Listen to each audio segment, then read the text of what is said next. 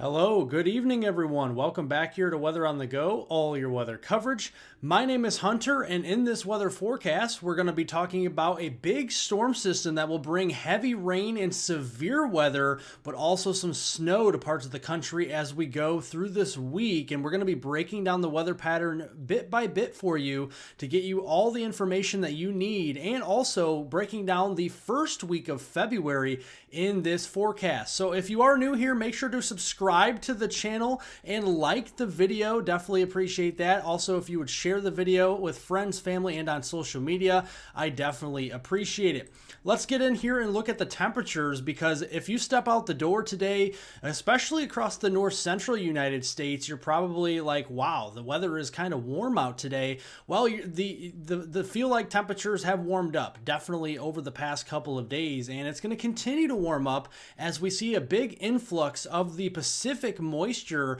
into Western Canada, and this is actually going to be warmer air that is going to be moving in with it as we go into Wednesday, and then especially look at late this week across the upper Midwest, the Ohio Valley, the Great Lakes. These whites and pinks here, well above normal temperatures for this time of year. And then as we go into Friday, that moves further east toward the Mid-Atlantic. Thursday the 30th and Friday the 31st, from the upper Midwest to the Mid-Atlantic, the Ohio Valley, the Great Lakes, we could have near to even record high temperatures, something that we're tracking here in the forecast. Now, as we wake up tomorrow morning on Wednesday, temperature is going to be pretty cool across the western U.S. We're going to be waking up to temperatures in the single digits. The teens out here further to the south toward California, western Oregon, western Washington State, and down toward Arizona, New Mexico. Temperatures there will be in the 20s and the 30s. Here into the central United States, a little bit colder up to the north, especially up there into northern Minnesota, single digits for your morning lows on Wednesday morning.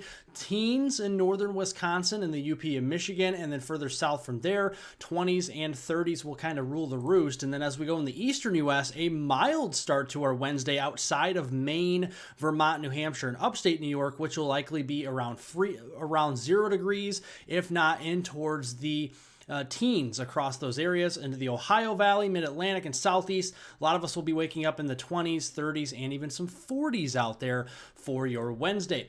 We have a big storm system that we are tracking, and this is going to be bringing a dynamic system with it, and you can see it's going to be pumping in moisture from the eastern Pacific and the western Gulf as well as we go into Wednesday. And you can see this is a fairly dynamic system, especially as it begins to mature as we go into Thursday, but then as we go into Friday further to the east, you can see the jet stream winds getting brighter. That means the system is maturing as it chugs further to the east.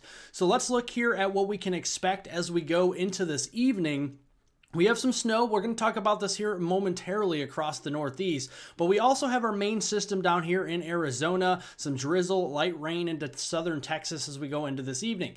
Going into tomorrow morning on Wednesday, notice we got some rain shower activity. That's warm air advection from the western Gulf of Mexico, lifting from south to north. That could give us some rain showers in the DFW area, Waco, all the way down toward Corpus Christi. And then the main feature, the parent low, will start to develop some snow showers from Arizona, maybe the Flagstaff area, into portions of southern Utah, Colorado, and even into New Mexico Wednesday morning. Going into Wednesday afternoon, notice we really start to aggravate the river of moisture, if you will, downstream across Oklahoma into Texas, and that will develop some showers and thunderstorms.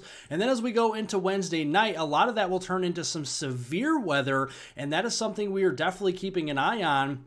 And that will linger even over into Thursday. Notice as we go into Thursday, that system as it matures could bring some severe weather setups across portions of the lower Mississippi Valley here, with the potential for damaging winds, large hail, and tornadoes all in play as we go into the day on Thursday. The Storm Prediction Center is concerned about this. They are seeking a marginal risk of severe weather across portions of Dallas, Fort Worth area, down into San Angelo, and even as far south as almost to the San Antonio area. A isolated 60-mile-per-hour wind gusts, isolated quarter-size hail, maybe even a brief tornado could be possible in any of these areas highlighted in dark green. And then as we go into Thursday, A larger area of dark green, that's a level 1 out of 5 marginal risk. This also again covers the DFW area down to Waco, near San Antonio, and then all the way up there into Little Rock, Jackson. And then we have a yellow area that is a level 2 out of 5, slight risk, including portions of Louisiana, southeastern Texas, Monroe, down to Lake Charles, Alexandria, and even the Houston Metroplex in Galveston. We'll have to be keeping an eye on that. A little bit heightened of a risk for 60 to 70 mile per hour wind gusts, some quarter-size hail, and even a couple of tornadoes. Now let's look at the rainfall this system will be bringing, because it will have plenty of moisture from it. We just showed you the Eastern Pacific and the Western Gulf. This jet stream is really going to be pulling that moisture further to the north.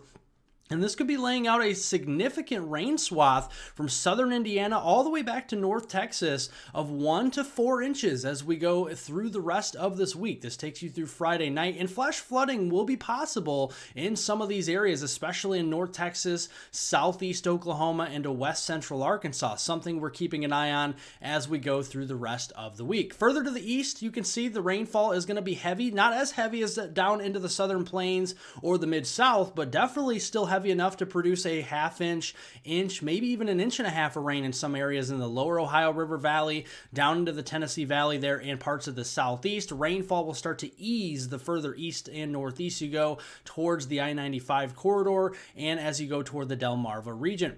Let's look here at the snowfall picture as we go through the rest of the week. While the system's not going to have a lot of cold air to work with, we are going to be seeing some snow out there, especially in the higher elevations, the mountains out in the Four Corners region, Utah, Colorado, Arizona, and New Mexico. Could be seeing some areas over a foot there, something to watch, especially there in southwest Colorado. Could be seeing that. Some heavy snow in British Columbia and the Cascades. And then we look at the snowfall across the Great Lakes and into the northeast here, and that could bring some decent snow. So as we go through the evening, we're going to be seeing some snowfall here across portions of New York, especially upstate New York and central New York. And then as we go into Wednesday morning here as you're heading off to work or school, a lot of snow overspreading parts of Maine and parts of New Hampshire and Vermont, all the way back into upstate New York, western New York. A lot of this is also going to be lake effect snow the closer to the lakes you get, so something to keep in mind there. And then as we go into Wednesday afternoon, notice that snowfall becomes a little bit more few and far between, but we're still seeing snow showers, especially up there into portions of Maine as we finish the day there on Wednesday tomorrow. This is going to be giving us some significant snow as we go through the time frame here through Wednesday night. And notice we're going to be seeing the heaviest snow where the purples and pinks are here on the map up there into portions of New York State. Definitely seeing some pretty heavy snow, and this takes you all the way through February 5th, and we could be seeing some pretty decent snows across portions of Maine, northern portions of New Hampshire, much of Vermont, and upstate New York, and even our friends in Canada there. Southern Ontario, southern Quebec could also be getting 8 to 12 inches of snow through the February 5th timeframe. Now, just in general, going through your Thursday morning, this could be causing some travel difficulties across the Northeast. In the yellow, those are minor travel difficulties. In the orange, those are moderate travel difficulties. So if you're heading out to work, school, or running any errands out there, or you just have to travel in general, just make sure to travel slowly out there and leave plenty of time to get to your destination, because especially the closer you get to the lakes, the lake effect snow will definitely be piling up in a big way. Now, as we go into the first week, the first 7 days of February, we're in for a blowtorch as we go into Saturday, February 1st. Notice the colder air starting to bottle up here into southwestern Canada. Watch this blue, green, and purple start to move further southeast as we go into Sunday, February 2nd, Monday, February 3rd, and especially Tuesday, February 4th. Now, notice it kind of stops here in Nebraska, Iowa, and Illinois, and that will create a battleground for our low pressure systems to form right along that temperature gradient and move further east. So if you're in that cold air to the north in the upper Midwest, the northern plains, Great Lakes, or the Northeast, snowfall will be possible, especially if we can get moisture in those areas of cold air. And then further south with the warmer air, we're going to be seeing more rainfall because it's just warmer air, and that will tend to give us liquid precipitation. So let's look at the general storm track here. This is your height anomalies. Generally speaking, in the orange is a ridge of high pressure, and in the blue we have a trough of low pressure. And typically with a ridge you see milder temperatures. Typically with the trough you see cooler temperatures. And notice right in between you have that white here. That's our storm track. We're generally seeing a zonal flow from west to east across the United States. even as we go into the first week of February, and that could bring some hefty precipitation across the United States. Notice the blues over here in Oregon, especially Northern California, even into Idaho, Western Wyoming, Montana, Northern Nevada. A lot of these areas going to be seeing well above normal precipitation, and then that will transfer downstream into the Midwest, the Ohio Valley, the Great Lakes, and even parts of the Northeast. And by the way, Southern Canada also well above normal, while the Gulf Coast and the Southeast will be drying out in a big way during the first week of February.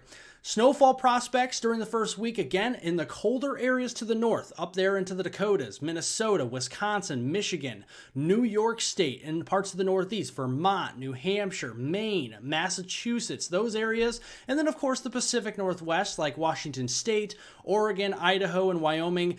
Some of these areas that are colder, and if you can get moisture, can get some pretty heavy snowfall as we go through the first 7 days of February. This takes you through the morning of Saturday, February 8th, and notice there is a footprint here of some snow. The deeper blues, a higher confidence of snow occurring.